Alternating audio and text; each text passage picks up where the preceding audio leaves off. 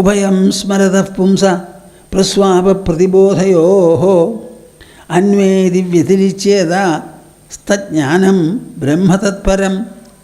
ഉഭയം സ്മരതഃ പുംസഃ, രണ്ടിനെയും ഒരുപോലെ സ്മരിക്കുന്ന പുരുഷന് പ്രസ്വാപപ്രതിബോധയോഃ. പ്രസ്വാപം എന്ന് വെച്ചാൽ ഉറക്കം, പ്രതിബോധം എന്ന് പറഞ്ഞാൽ ഉണർവ്. ഈ രണ്ടിൻ്റെയും അന്വേതി വ്യതിരിച്യേത തജ്ഞാനം ബ്രഹ്മതത്പരം. ഇത് രണ്ടിനെയും അന്വയിച്ചും വ്യതിരേകം ചെയ്തും മനസ്സിലാക്കണം. നോക്കൂ നമ്മുടെ സാങ്കേതിക ശബ്ദങ്ങൾ. അന്വയം വ്യതിരേകം എന്ന് രണ്ടെണ്ണം. അന്വയം എന്ന് പറഞ്ഞാൽ എന്താ? ചേർത്ത് വെച്ച് നോക്കുക എന്ന്. വ്യതിരേകം എന്ന് പറഞ്ഞാലോ വേറിടുത്തി നോക്കുക എന്ന്. കേൾക്കുന്നുണ്ടോ കൂട്ടരെ നിങ്ങൾ? ഓ എൻ്റെ കൂടെയുണ്ടോ? ഒരേ ആൾക്ക് നമുക്കാണ് 3 അവസ്ഥകൾ. പ്രതിദിനം തന്നെ പറയാം.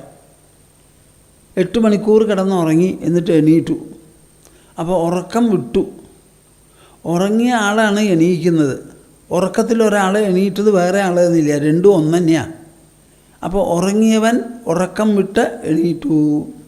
അപ്പോൾ ഈ ഉറക്കം എന്ന് പറയുന്ന അവസ്ഥ സ്ഥായിയാണോ? എപ്പോഴും നിൽക്കുന്നതാണോ? അല്ല, അവിടുന്ന് എണീക്കുന്നുണ്ടല്ലോ. അപ്പോൾ ഈ ഉണർവ് എന്ന് പറയുന്ന അവസ്ഥയെ ആരാ കൊണ്ടുവന്നത്? ഉറക്കം കൊണ്ടുവന്നു എന്ന് പറയാൻ പറ്റില്ല. ഓ, നിങ്ങളൊന്ന് കേൾക്കുന്നുണ്ടോ? അത് ഉറക്കം കൊണ്ടുവന്നു എന്ന് പറയാൻ പറ്റുമോ? ഉറക്കം പോയില്ലേ? പോയാൽ പിന്നെ അത് വേറെ ഒന്നിനെ കൊണ്ടുവരുമോ?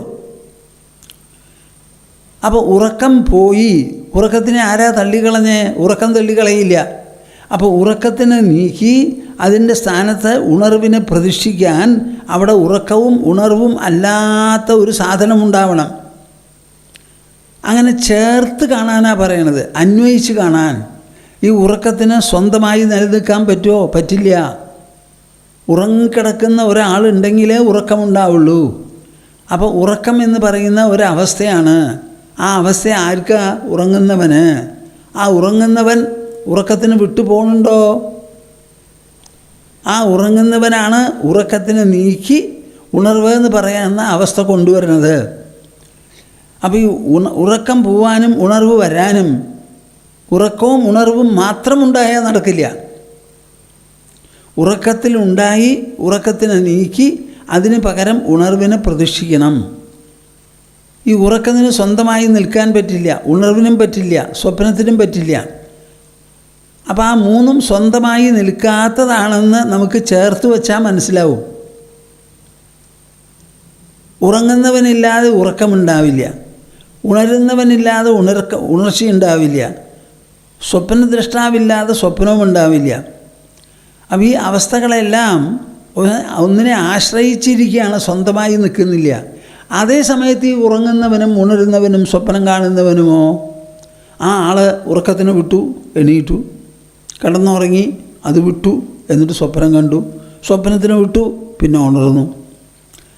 അപ്പോൾ ആ ഉറങ്ങിക്കിടക്കുന്ന ഞാനുണ്ടല്ലോ, ഈ 3 അവസ്ഥകളും ഇല്ലാതെ ഞാൻ ഒന്ന് വിട്ട് പോയി. അപ്പോൾ എല്ലാറ്റിനെയും വിട്ട് സ്വതന്ത്രമായി ഇരിക്കാൻ സാധിക്കുന്നവനാണ് ഞാൻ. എന്നാൽ ഈ അവസ്ഥകൾ എന്നെ വിട്ടിരിക്കാൻ പറ്റൂല. നിങ്ങൾക്ക് മനസ്സിലാവുന്നുണ്ടോപ്പാ? അങ്ങനെ ചേർത്ത് വയ്ക്കുന്നതാണ് അന്വയം, വേർതിരിച്ചെടുക്കുന്നതാണ് വ്യതിരേകം.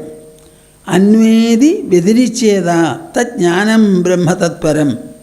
ഇങ്ങനെ അന്വയവും വ്യതിരേകവും പ്രയോഗിച്ച് 3 അവസ്ഥയിലും ഒരുപോലെ നിൽക്കുന്നതായ, സാക്ഷിയായി നിൽക്കുന്ന 4ാമത്തെ ഒന്നുണ്ട്, തുരീയം. അതാണ് ആത്മാ. അതുതന്നെയാണ് അങ്ങേയറ്റത്തെ ജ്ഞാനം. അതാണ് പരബ്രഹ്മം എന്ന് മനസ്സിലാക്കണം.